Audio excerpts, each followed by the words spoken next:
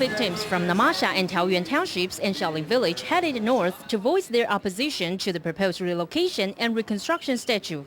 The group sent a balloon song that describes the yearning to return home.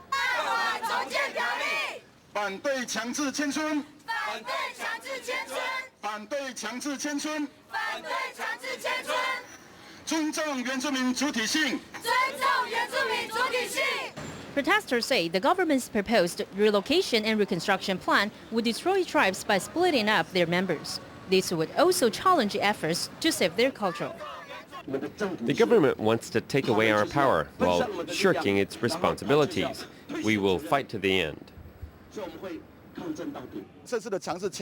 This government policy of forced relocation completely ignores indigenous culture. If the indigenous leave their communities, perhaps they will lose their unique identity. They can feed and clothe us, but in the long term, our tribe's culture may vanish. In addition, protesters want the government to stop river diversion projects. We're completely against river diversion projects. If they start such projects again, I swear I will cut off each of my fingers.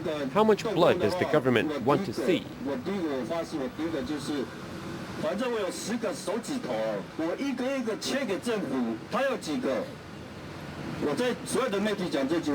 Presidential Office Representative Wang Dajing accepted the protesters' petition, promising to pass it to the president. Receiving no direct response from the president, the typhoon victims say they feel as if they have just experienced another merciless mudslide. TITV Weekly.